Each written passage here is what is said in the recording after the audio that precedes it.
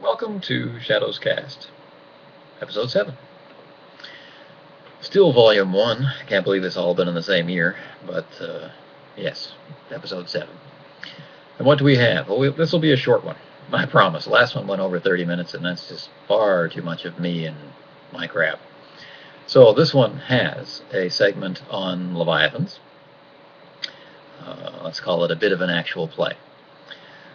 We have a segment on actually restarting a campaign that went on indefinite or permanent hiatus. And we have the usual installment on Korea for gaming purposes. And that's all. Just 3 segments. How long is it? At this point in time, I really don't know. But thanks for your patience. Okay, for another installment on Korea, if you look behind me, you'll see a large apartment complex, and in front of that is a large green field. Well, that field was, at least at the beginning of the spring, a gravel parking lot, right? But the construction company, or the development company, allows the senior citizens living in the 2 apartment complexes behind me to freely use this land and grow whatever it is that they like, as long as the ground is lying fallow. And although parking spaces at a premium, they have other very specific plans for this parking space. And behind me you can't really see, and I'm not going to move to show you, but it's all broken down into lots, small lots, that anyone can register to use to plant whatever. So behind me there are sesame plants, and there's corn plants, and people are growing tomatoes, and a lot of people are growing green peppers and red peppers. The particular version that the Koreans like, which has pretty much invaded almost every aspect of their cuisine. Now, why I bring this all up is to talk about neighborhoods, right? So when you see an apartment block, you're thinking of middle to upper class, and then very special kinds of apartment blocks gets into the upper class, and then we move into private houses. At both ends of the scale, private houses exist, so for the very, very poor and the ultra-rich. Now in this neighborhood, as I turn around, you're going to see lots and lots and lots and lots of apartment buildings. Now these are apartment buildings for working people, but right now behind me, what you see is a junkyard. Okay? And what I'd like to bring up is that it's still very much of a walled culture. Now originally, they were very much a good houses make, or not good houses, good fences make good neighbors kind of culture. And this hasn't really changed, except everybody's living in a high-rise. So the walls have been taken away from them, sort of, replaced by floors. And it's your duty to keep the inside of your house immaculate. But the outside, it doesn't matter so much, and it's kind of interesting to see how this dynamic plays out. So you can have the swankiest apartments imaginable directly across the street from a facility that gathers waste metal together. Now on this street there are several facilities like that, each gathering a different kind of material for recycling, recycling being incredibly important. And also down the highway or under overpasses or in places like this you can find people growing crops. No one messes with them, everybody keeps in their own rows, and good fences make good neighbors. It's kind of Korean culture in microcosm, how things can get along as long as everybody's doing what they're supposed to be doing and no one's intentionally being a pain in the ass. Okay, for this segment we're going to do a walkthrough of Leviathans. We'll have a one-on-one battle between a French destroyer and an English destroyer over the countryside. Now I'm using the reverse sides of the map, so you'll get to see the bad side of the map, in other words. And we're using the commander's level rules, and with these 2 destroyers, you'll get to see torpedoes in action. Okay, that's enough for an introduction. These are the ships that are involved. We have the HML Anfield, right? So this is the destroyer model, right? And this is its ship recognition card. So the Anfield, you can see it's steaming away, which is a D-class British ship. And on the back, we have all of its fluff. But all the important stuff is here on its ship card. Now the Anfield has a 3-inch gun and extra armor because it's British, and it also has the British torpedoes mounted on the port side and the starboard side with a set of 3-inch guns. All right.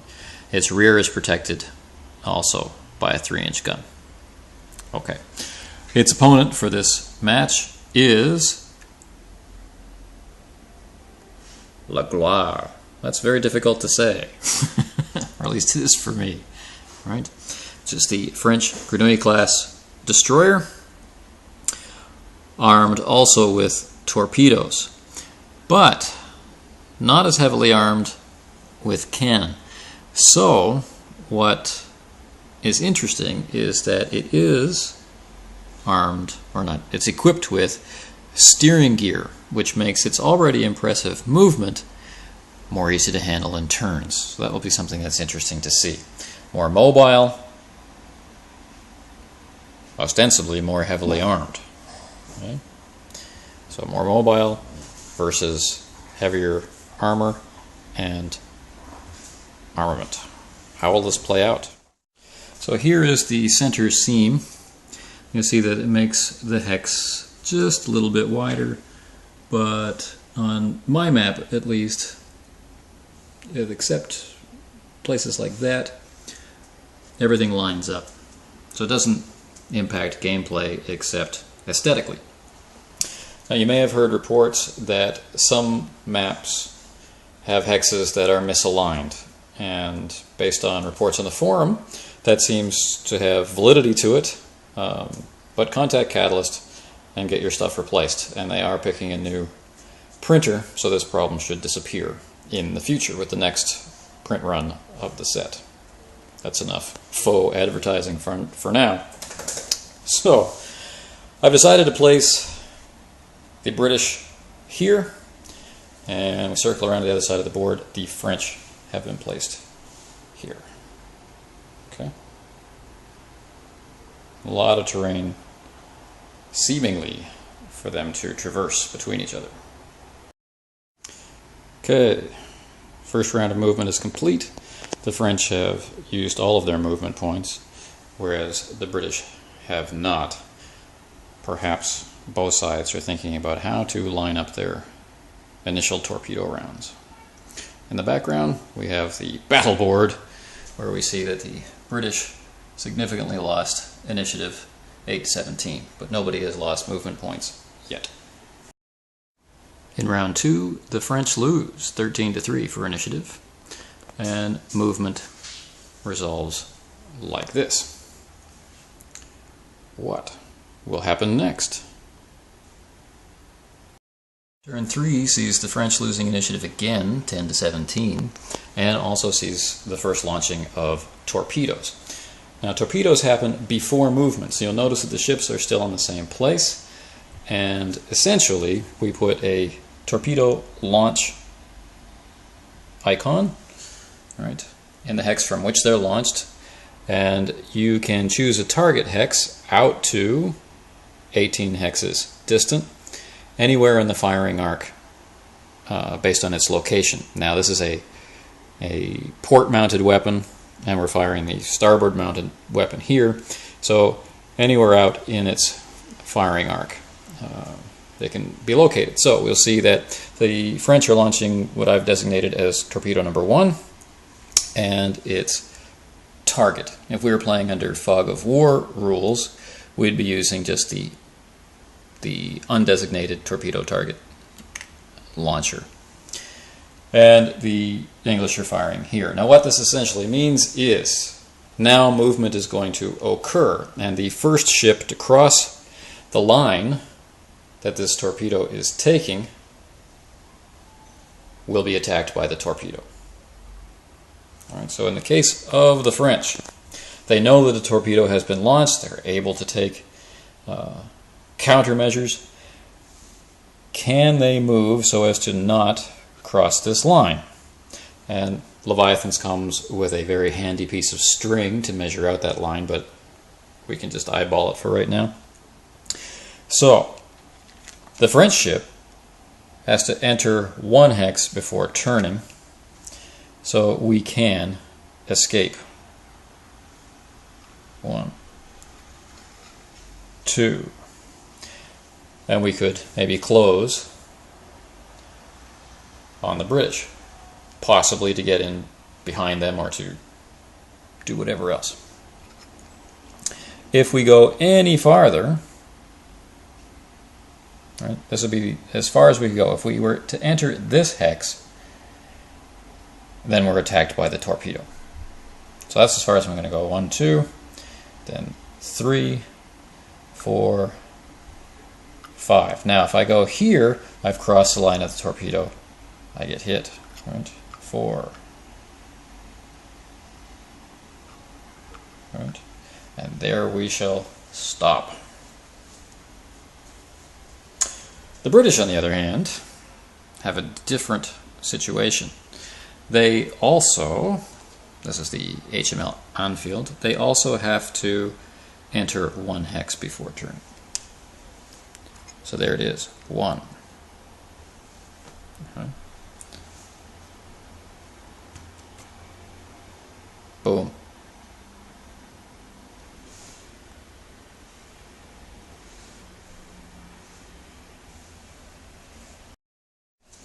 So 1, a turn, 2, 3, definitely, 4, 5, 6, 7, 8.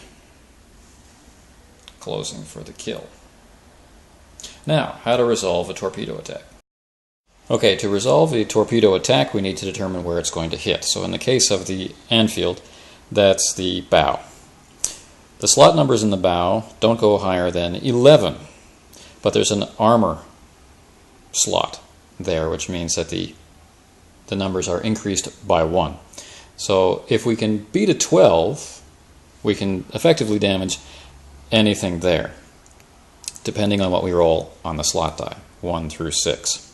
Right? Now there are 2 miss slots to consider. All right. What we need to do is for a torpedo is roll 3D red. And we only have 2 of them in the core set, and my fleet boxes have yet to arrive, so I only have 2, which means I have to re-roll and add 1. Okay, so let's see what happens. Okay, so we have a 9 in slot 3, so we're working on a 9. Slot 3 has a 9, plus 1 armor's 10. We haven't hit yet. plus 1. Okay, so we get our 10. We've hit the location. Okay, so in turn 3, torpedo has hit the bow of the Anfield. It hit slot 3 and has destroyed it. And you may notice that slot 3 is a crew slot. Okay. Nasty to lose your crew in the first exchange. So torpedoes having been fired, then movement completed, then torpedoes resolved, we can now move into fire. And the ships have closed to 1, 2, 3, 4, 5, 6 hexes, which means they can pound each other with whatever they feel like, basically. Now, down the starboard side, sorry, the port side, the Anfield has a 3-inch gun. And it can also bring to bear its turret, which is also a 3-inch gun from the bow. Now down the port side, other than the torpedoes, which we've already dealt with, the Anfield has a 3-inch gun. Okay, its short range is 4 hexes, its long range is 8 hexes, so we'll be using a D green to hit with. There's crew, which adds another D green. Okay. And then we've got location dice to deal with. Now with the torpedoes, you'll note we didn't add crew dice and we didn't add location dice. All right, but they're still devastating all by themselves, as you can see. All right, that's what they can fire. All right. Now they also need a slot die. Location die that they'll be adding is the ship was in motion, so they're adding a D yellow. All right. So this is what I would roll to determine hit and damage. So adding it all up, so this will be to slot 1. If we're successful, we have 7, 8, 9, 10, 11. Okay, on slot 1. Slot 1 is a miss slot. So the slender reed of the French destroyer was missed. Can be heartbreaking. Do we have another gun to add? We do not. But there's something that we should talk about at this point. As an optional rule in Leviathans, there's something that's called bracketing fire, and it's indicated by a small triangle in the slot, which you can't see underneath my finger. There it is. Okay, so a small triangle is there. So any identically sized weapon with the bracketing fire icon can be fired with matching weapons that can also hit. All right. Meaning you'd roll all the dice you'd use to roll to fire the cannon individually, but you get to pick the best ones. Okay. This includes crew dice and whatever else. This can significantly increase your chance to hit. In this case, we have a perfect situation where the port cannons and the bow cannons, or guns, can attack the French. So, what would have happened if we had done the roll that way? Well, we would have gotten the crew die. All right, we would have gotten 1 crew die for this crew. Now, although this was damaged this turn, similar to other games like Battletech, for example, this isn't destroyed until the end phase. So we would also add a D green for this crew. Okay. And this gun will give us D greens to hit. So now we're up to 4 D green. Okay. Plus the location die. And then, as always, the slot die. So keeping that the same, saying it's the miss. We would roll 4 D green and choose the best 2 plus the location die. So we have location die, we have crew die from section 1, we've got crew die from section 2. Now the guns themselves, we're firing at long range. So that's a D green from the bow gun and a D green for the port gun. So we get to add a D green, which I don't have yet. We get to add a D green for each of those. And we'll total them all up. Kind of. We'll get to take the best 2 weapon dice. We'll get to choose the best 1 crew die plus the location die and use that to attack the French. All right? So, what would that look like?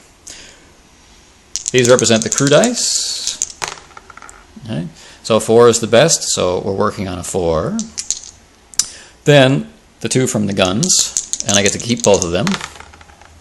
So that's 6. So now we're at 10, plus the location die, which is 4, so now we're at 14. All right.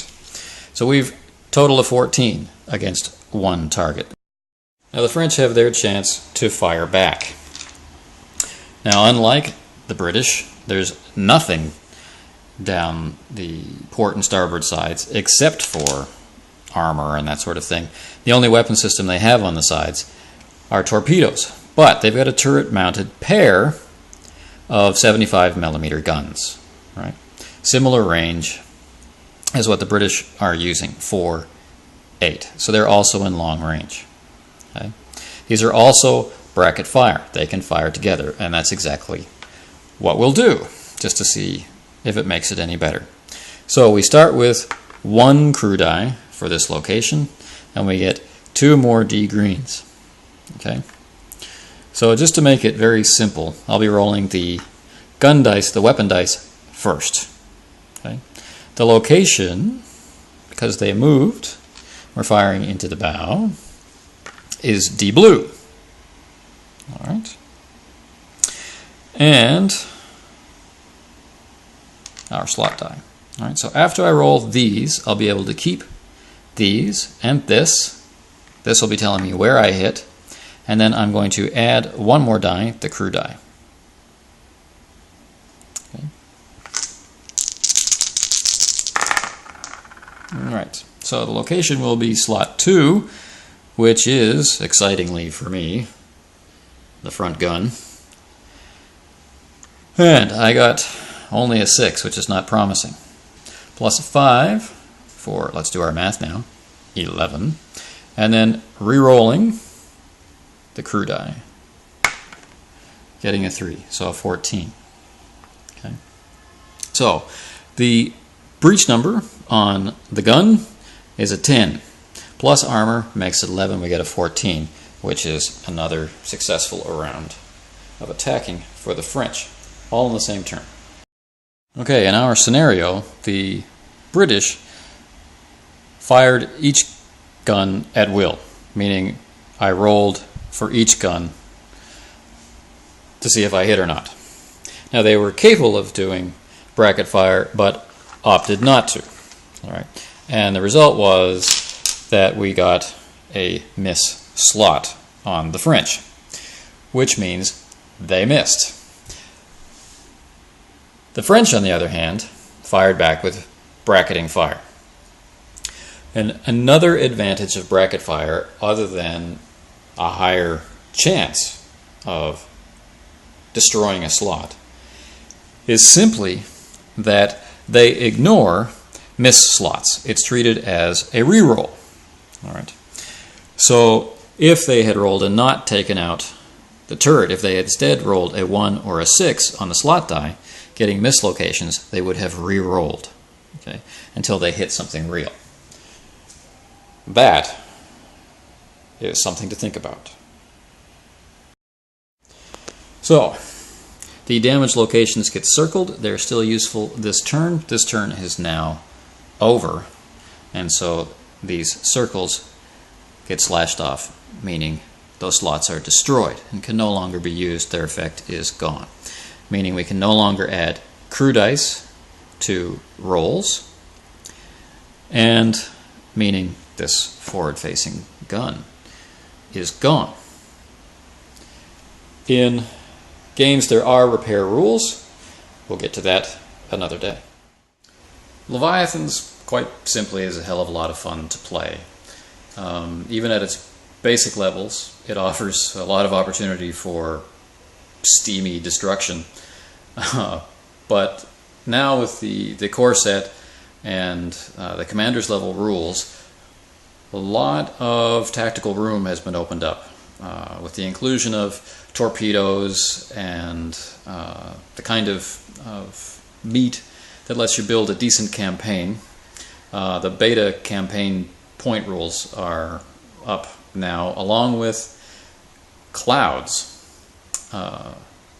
which will make battles even more interesting with the blockage of LOS and the like. So there's a lot of room to grow, and another whole level of rules is waiting for us, the captain's set, somewhere down the line. So it's an exciting time to get in on this game. Even more so for an old role player like me, because there may be an RPG somewhere out there in the future of this game. Okay? Being Catalyst and the people involved with Catalyst, I guess that's not difficult to predict, but it is nice to see the rumors circulating on the forum.